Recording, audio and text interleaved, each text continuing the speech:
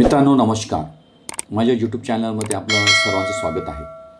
समूह साधन केंद्र पिसेवडा अंतर्गत निपुण महाराष्ट्र या विषयावर आधारित शिक्षण परिषदेचे आयोजन जिल्हा परिषद उच्च प्राथमिक शाळा पिसेवडा येथे दिनांक 28 फेब्रुवारी 2026ला करण्यात आले.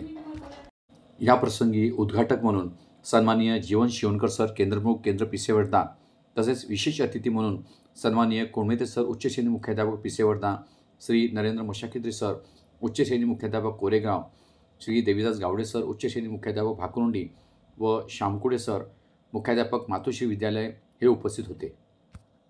शिक्षण परिषदेची सुरुवात क्रांतिज्योती सावित्रीबाई फुले व सरस्वती मातेच्या प्रतिमेला पुष्प अर्पण करून करण्यात आली. यानंतर उपस्थित मान्यवरांचं पुष्पगुच्छ देऊन स्वागत करण्यात आले.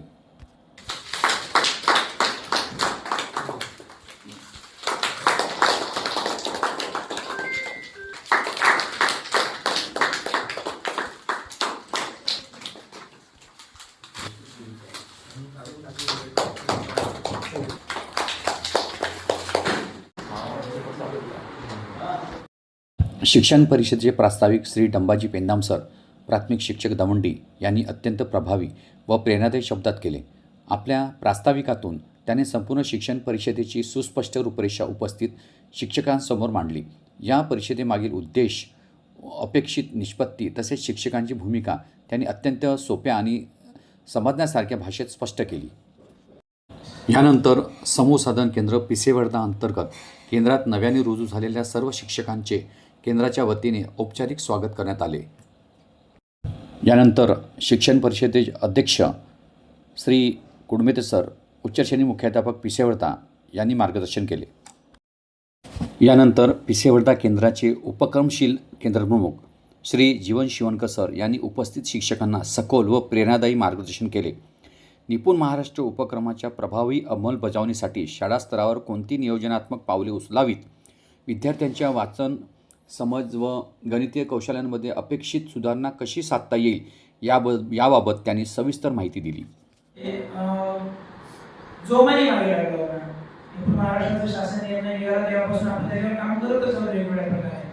परंतु जेव्हापासून त्या मोबाईल ॲप आला आणि सुरुवातीला आपण पर्यवेक्षकीय यंत्रणाद्वारे म्हणजे केंद्रप्रमुख आणि त्यांची टीम यांनी प्रत्येक शाळेतील 10 विद्यार्थी, किमान 10 विद्यार्थी किंवा जे विद्यार्थी पटावर असतील 10 पेक्षा कमी एवढ्या विद्यार्थ्यांच्या चाचण्या सुरुवातीला झाल्या. त्याचा सगळा डेटा शासनाकडे जमा झाला आणि त्याच्यावर विश्लेषण झालं आणि त्या विश्लेषणाअंती असं लक्षात आलं की 2026 पर्यंत आपल्याला 5व्या वर्गापर्यंतचे सर्व विद्यार्थी निपुण करायचे आहेत. पण त्या हिशोबाने आपलं काम काही दिसत नाही. खरं पाहायला गेलं, वाचनाचा एक भाग जर सोडला तो सुद्धा AI शी लिंक केला असल्यामुळे आपल्याला थोड्याशा अडचणी आहेत, आपल्या भागामध्ये अडचणी आहेत.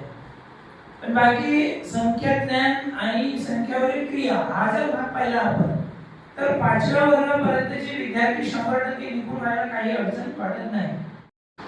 मुलांना व्यवस्थित वाचता आलंच पाहिजे.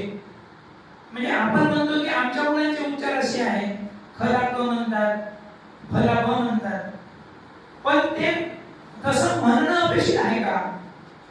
विद्यार्थ्यांनी भला भच म्हटलं पाहिजे तरच त्याचं वाचन बरोबर. खला खच म्हटलं पाहिजे. खला जर क म्हणत असेल तर त्याला खला क म्हणायला भाग पाडायला, त्याला सराव द्यावा लागला. हा आमचा उद्देश आहे आणि म्हणून त्याला ते यायची जोड आहे आणि अडचण ती आहे. मग हे जर सगळं आपल्याला पार करायचं असेल तर सरावाशिवाय दुसरा पर्याय नाही. यानंतर विशेष शिक्षक श्री मधुकर हांडेकर सर यांनी निपुण महाराष्ट्र उपक्रमाअंतर्गत उत्कृष्ट कामगिरी करणाऱ्या शाळांचे यावेळी विशेष कौतुक करण्यात आले. केंद्रातील निपुण महाराष्ट्र अंतर्गत टॉप 10 शाळांमधील मुख्याध्यापक व शिक्षकांचा औपचारिक सत्कार करून त्यांच्या उल्लेखनीय कार्याचा गौरव करण्यात आला. या सत्कारामुळे उपस्थित शिक्षकांमध्ये नवचैतन्य निर्माण झाले, तसेच इतर शाळांनाही गुणवत्ता वाढीसाठी प्रेरणा मिळाली. अशा प्रकारच्या गौरवामुळे शिक्षकांच्या कार्यातील उत्साह अधिक वृद्धिंगत होत असून निपुण महाराष्ट्र उपक्रमाची प्रभावी अंमलबजावणी अधिक सक्षमपणे होण्यास निश्चितच हातभार लागेल. यानंतर विशेष बाब म्हणून सलंगटोला येथील शाळेतील इयत्ता पहिलीतील सर्व विद्यार्थ्यांनी निपुण महाराष्ट्राची सर्व उद्दिष्टे पूर्ण केल्याबद्दल मुख्याध्यापक श्री सचिन बोकळे सर व शिक्षिका सुवर्णा राऊत मॅडम यांना शाल व पुष्पगुच्छ देऊन सन्मानित करण्यात आले. यानंतर थोटेबोडे येथील मुख्याध्यापक श्री नंदकिशोर मसराम सर यांनी निपुण चाचणीनंतर शाळा स्तरावर करावयाच्या कारवाईबाबत सविस्तर मार्गदर्शन केले. निपुण चाचणीचे महत्त्व स्पष्ट करताना त्यांनी विद्यार्थ्यांच्या शैक्षणिक प्रगतीचे योग्य मूल्यमापन कसे करावे यावर भर दिला. कमी प्रगती असलेल्या विद्यार्थ्यांसाठी सूक्ष्म नियोजन, पूरक अभ्यासक्रम, सातत्यपूर्ण पुनराभ्यास तसेच शिक्षणात तंत्रज्ञानाचा परिणामकारक वापर किती महत्त्वाचा आहे हे त्यांनी विविध उदाहरणाच्या माध्यमातून प्रभावीपणे स्पष्ट केले. त्यांच्या मार्गदर्शनामुळे उपस्थित शिक्षकांना निपुण उद्दिष्टे गाठण्यासाठी ठोस कृती आराखडा तयार करण्यास उपयुक्त दिशा मिळाली. यानंतर श्री डंबाजी पेंदाम सर, प्राथमिक शिक्षक दवंडी यांनी प्रभावी अध्यापन पद्धती, विद्यार्थी केंद्रित उपक्रम आणि वेळेचे योग्य व्यवस्थापन यांचा समन्वय साधून निपुण महाराष्ट्र उपक्रमाची यशस्वी अंमलबजावणी कशी करता येते हे विविध उदाहरणाच्या माध्यमातून स्पष्ट केले.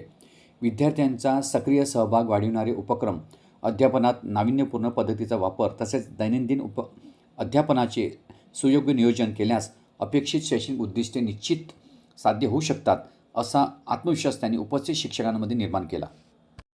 यानंतर श्री रोहिदास कोवे सर, प्राथमिक शिक्षक पिसेवर्धा यांनी निपुण महाराष्ट्राची उद्दिष्टे साध्य करण्यासाठी ठोस व कृतीयोग्य उपाययोजना मांडल्या. विद्यार्थ्यांच्या प्रगतीसाठी नियमित मूल्यमापन, वाचन उपक्रमाचे सातत्यपूर्ण आयोजन, गणित सराव सत्रांचे नियोजन तसेच शाळा स्तरावरील कृती आराखड्याची प्रभावी अंमलबजावणी कशी करावी याबाबत त्यांनी मार्गदर्शन सूचना दिल्या. या उपयोजनामुळे अध्यापन अधिक नियोजनबद्ध व परिणामकारक होऊन विद्यार्थ्यांची शैक्षणिक गुणवत्ता वाढविता येईल असा विश्वास उपस्थित शिक्षकांमध्ये निर्माण झाला. यानंतर उपक्रमशील केंद्रप्रमुख श्री जीवन शिवणकर सर यांनी HPC इयत्ता 4वी व 7वी शिष्यवृत्ती परीक्षा, मूल्यवर्धन कार्यक्रम तसेच विद्यार्थी लाभाच्या विविध शासकीय योजनांचा सविस्तर आढावा घेतला. शाळा स्तरावर आवश्यक माहिती वेळेत सादर करणे, विद्यार्थ्यांना योजनांचा प्रत्यक्ष लाभ मिळवून देणे तसेच कार्यवाहीत सातत्य राखणे याबाबत त्यांनी स्पष्ट सूचना दिल्या. या महत्त्वपूर्ण मार्गदर्शनासह शिक्षण परिषदेचा समारोप करण्यात आला. या शिक्षण परिषदेला केंद्रातील सर्व मुख्याध्यापक, पदवीधर शिक्षक, विषय शिक्षक, कंत्राटी शिक्षक तसेच सर्व प्राथमिक शिक्षक उपस्थित होते. उपरोक्त शिक्षण परिषदेचे प्रभावी सूत्रसंचालन विशेष शिक्षक श्री मधुकर हांडेकर सर यांनी केले. अशा प्रकारे मित्रांनो, समूह साधन केंद्र पिसेवर्धा अंतर्गत आयोजित ही शिक्षण परिषद शिक्षकांसाठी प्रेरणादायी ठरली.